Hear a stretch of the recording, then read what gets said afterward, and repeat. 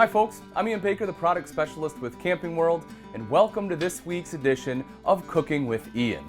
I'm just kidding, but we really are going to talk a little bit about RV cooking. It's something that a lot of people wonder about, especially if you've never RV'd before, you're getting into it, or if you have RV'd, maybe you've cooked a couple things in the oven and everything just gets burnt. I'm going to go through, show you how to work most of your appliances, as well as a couple tips and tricks on some of them too. Let's start off right behind me here. We will talk about the microwave. So one of the things that a lot of people don't think about or forget about is the fact the microwave will only function if you either have shore power or a generator. There are some exceptions, but that will be for the vast majority of RVs out there. Now, it's not a huge issue if you don't normally use a microwave a lot, but where it may be a bigger concern is if you have a convection oven, because if you want to be able to cook in that, again, you need to have shore power. So when you're out there RV shopping, if you're planning on doing a lot of boondocking, a convection oven might not be the best idea for you.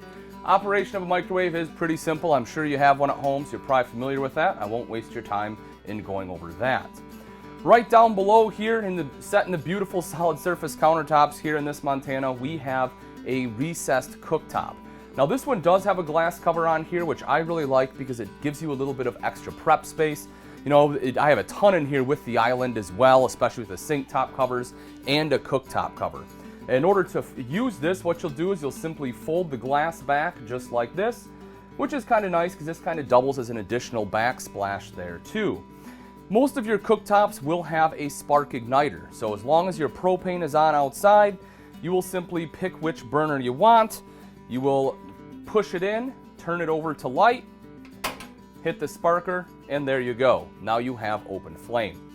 Again, with your 3-burner setup like this, your front one is generally high output.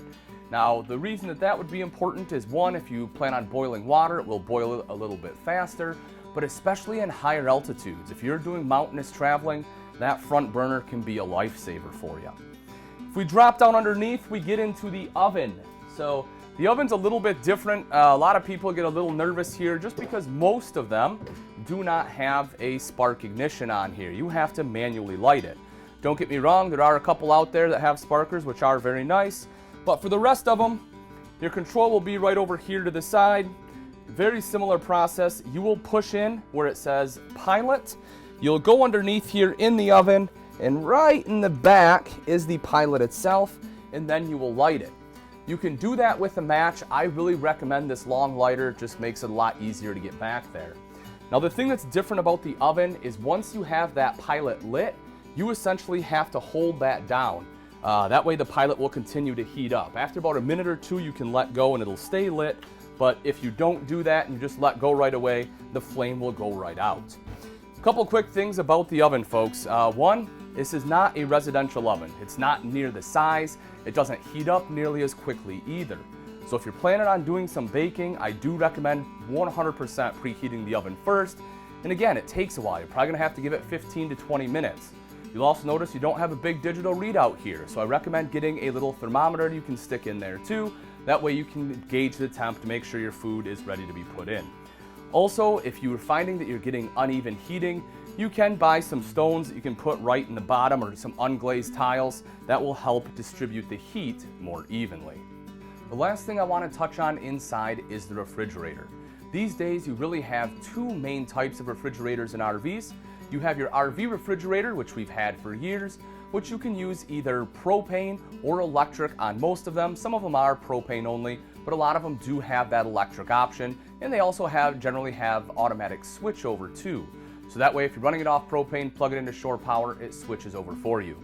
That's probably what you're used to if you've been RVing before. That is what, again, the majority of them had up until about 3 or 4 years ago when they really started pushing heavy into the residential refrigerators.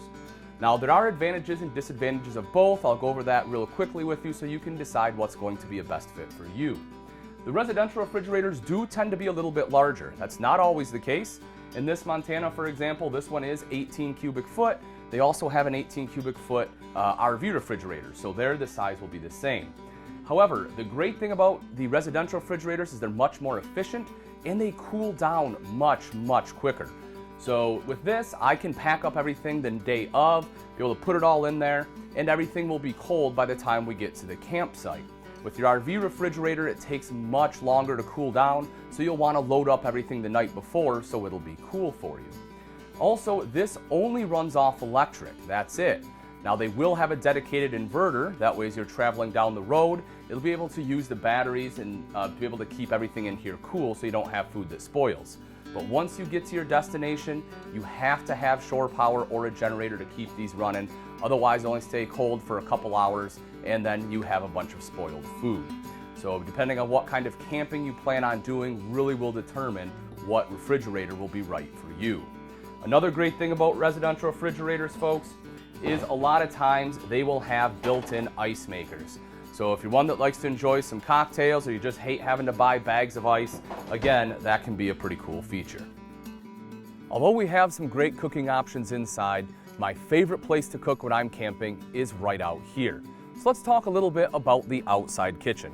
With most of them, you will have something very similar to this. It may not be quite as fancy or pull out in a drawer like this, but essentially you will usually have a 2-burner cooktop. Now in order to operate this, you'll actually run a propane line from the bottom of this cooktop right on down into this propane quick connect right here. When you do that, it'll essentially feed off your 2 30-pound bottles up front or whatever size you may have on your RV, rather than having to buy the small little green ones. So there's definitely a big advantage to that. But what a lot of people don't know or don't realize is when they try to bring their own personal grill. So rather than use a cooktop, again, maybe you want to grill some steaks, some burgers. I love to do it. By all means, go for it. So let's take a look at this grill right over here. This is the Weber Q2000. And what you will notice is right here on the side where you normally put that green bottle, there's a pressure regulator, which it has to have. However, your RV is already equipped with one right up here at your propane tank.